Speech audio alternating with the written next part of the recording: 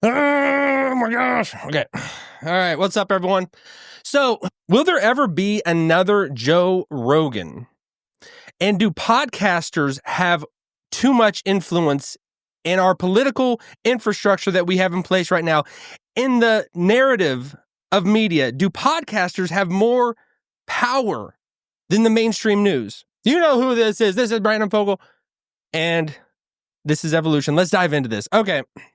I'm going to change up the kind of the flow of all this. It's not going to be like, right, straight to the point. I'm going to meander more. I have a feeling because I'm going to do what the heck I want to do, and I feel like that is the change of what podcasting is.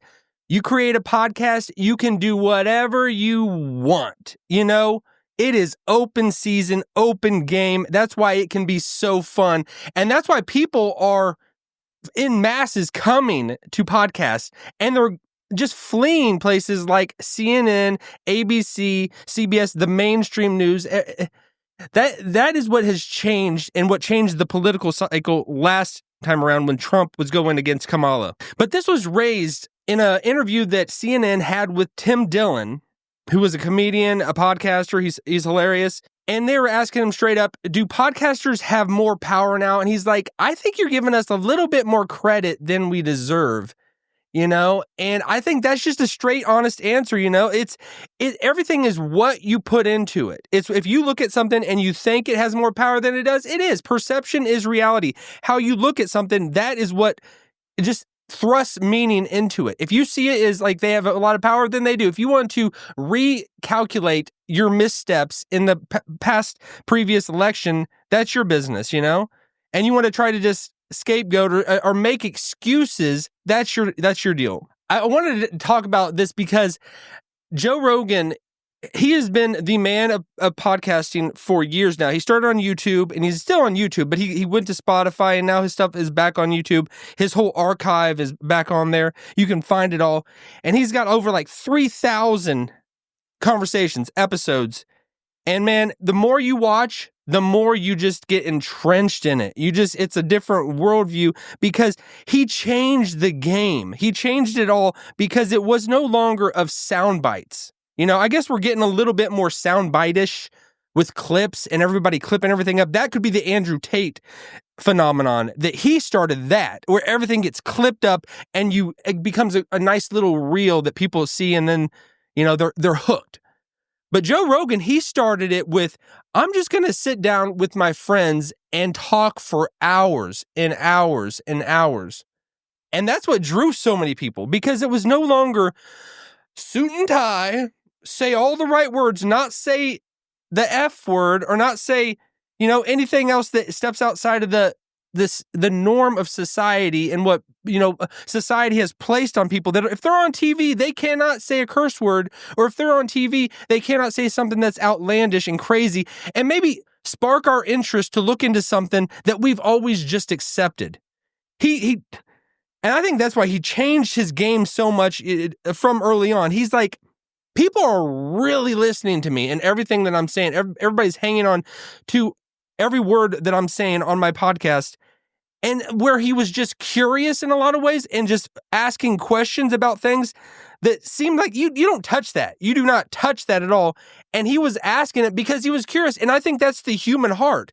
And I think that is what has drove so many people to him, because he's smart, but he plays dumb in a lot of ways, and he's extremely curious. And when he has people on, he's just straight up, he gets to the real core of the person of who he's talking to. And people love that. People absolutely love that. So he has changed the game in that facet. But is podcasting, I just love it because it is completely upended everything of what we just expected news to be, what we expected people that were just shoving information down our throat, as opposed to now we can question things. The internet blew that up, but Joe Rogan had a specific focal point and pushing it in a new direction. So will there ever be another Joe Rogan? I can't, to be honest, no, there will not. There will never, ever be somebody to that extreme, because he came from sitcoms, he came from Fear Factor, he came from doing UFC, he is the one who made UFC. You could say Dana White, that he had a huge hand in it, which obviously, but I think the whole vibe of UFC is because of Joe Rogan. It's because of Joe Rogan. He put it like in the best spot available because of his, just the way that he is. He comes to it and he makes it for the regular everyman. Because he's just, I'm just having the time of my life watching people get the hell beat out of them, and it's just fun to talk about. It's fun to just discuss, and I'm living the dream. That's what he's doing every day when he was doing UFC, and he still does UFC. He doesn't go to Canada, though. That is one thing he will not do at this time. But the way that he has just changed the infrastructure of everything is just bananas.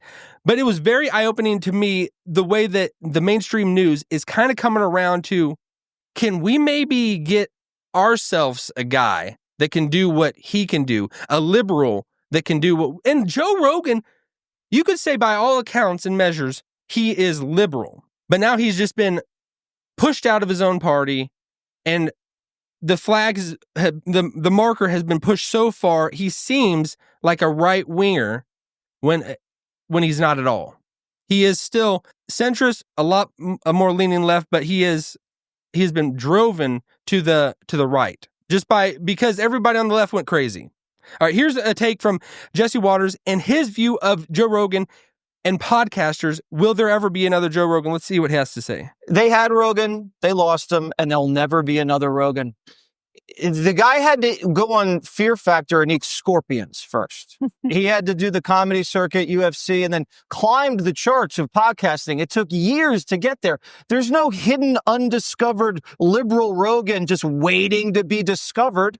He's popular because he's really curious.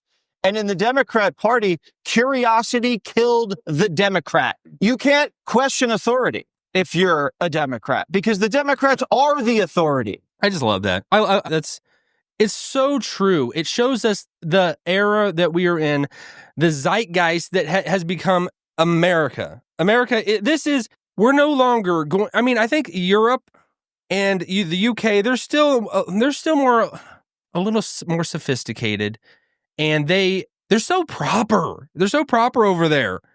And we just come out, we live our emotions on our sleeve. This is how we are, love it or hate it, and this is the direction we're going, that people can just say what they want. Freedom of speech, freedom of thought. And that is what podcasting is the pinnacle of, that people can say what they want and they can just live life. They don't have to be controlled.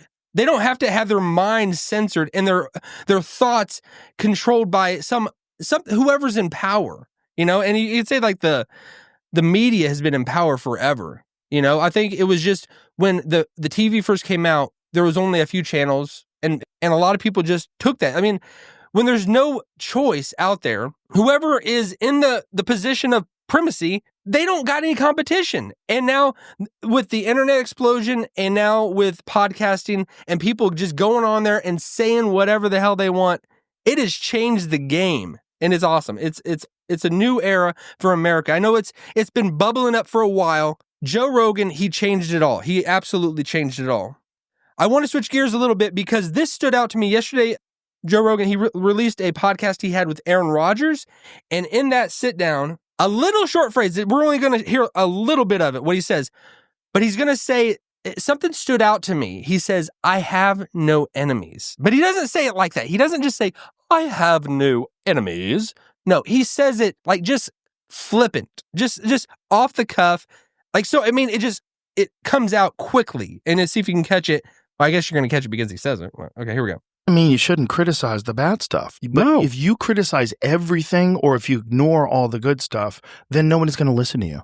You can't do that. It's like if you have an enemy. If I have an enemy, I don't have any enemies. But if I...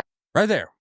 I don't have any enemies. I don't know if anybody else caught that or if it even stood out to him. I don't have any enemies. Should we have enemies? Because Patrick David, he's another, businessman, famous podcaster that's out there, does so many different things. He has so much power and influence in this world.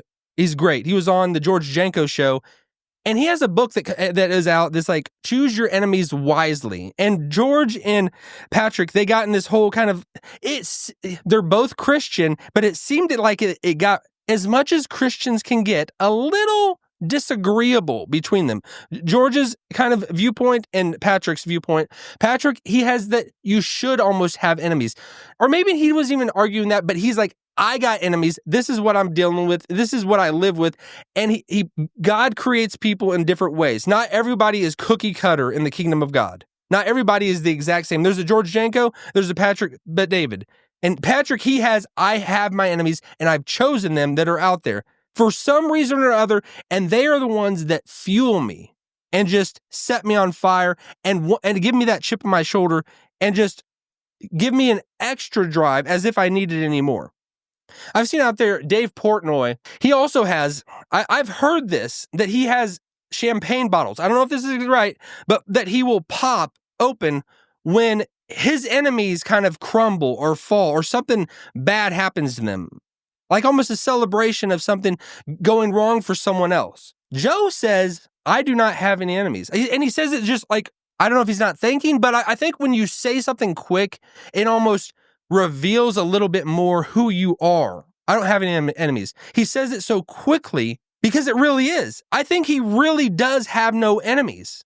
Like in his mind, there's no one that he views as an enemy who is against him. I've heard Joe, he says, I will not read the comments. I don't read the comments. Don't look at the comments. Stay away from that. It'll just bring you down. It'll just mess you up. And comments will mess you up. They will mess you up if you let them. I've seen, you always hear so many people say, I get so many good comments, but then the bad ones are the ones that eat me alive and will just tear me down. For me, the good ones are the ones I just remember. I don't remember all the bad ones, maybe because I'm getting a lot more bad comments than Joe, but he doesn't even read his comments. But maybe one time he did. But I just know that the things that people say can definitely hurt you if you allow them to. But even biblically speaking, there are going to be enemies. We all have enemies. Even whether you want to not realize that they're still there. There are people that will want to hurt you just by any success you have, or just want to hurt you in general. I can understand that.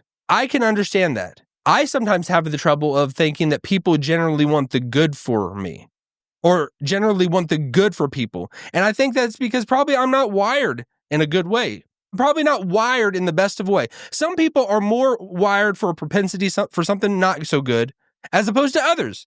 And maybe it looks like it's a curse that they have it, but it might be easier for someone to have a good mindset than somebody else. And they have to struggle against that. When somebody has something, I think that is maybe, what's that word, cynicism, or just that you see glass half full as opposed to half empty kind of thing. I think sometimes I have a glass half empty, that I see the bad in things. You see the person in the two sides of the bus. One person looks out, they see it's storming and it's raining, they're just down. Same situation. And on the other side, the other person is just exuberant and just happy and just lit up. Everybody's different. And I think it's the mindset. Joe Rogan carries himself. He has a different mindset than other people. I don't have any enemies. He's not at the point anymore where he needs people to fuel him. He's going on his own. He's living his own thing, and he's just having fun with it. And I think the day you stop having fun with it, the day you're going to lose. You're not going to keep going. You're not going to become the greatest version of you. So will there be another Joe Rogan? I would say no. There will never be another Joe Rogan. He is the pioneer. I always said Adam Carolla, he was kind of the guy who made it huge, but there are always different people that will be that milestone that stepping stone for you. Tom Green was a huge stepping stone for Joe Rogan because he was the person that you could say almost set Joe Rogan in a perfect spot to do what he is doing and what he's done over the last 10 years. Because Tom Green put it in his mind that this is the new way, the new wave of communication and internet. Internet is just going to just change everything. The landscape, it is open season. It is free game for anyone. Anyone can take it because of the internet, what we have. So there will not be another Joe Rogan. He is the king of podcasting, so I'll leave it at that. Have a great day, everyone.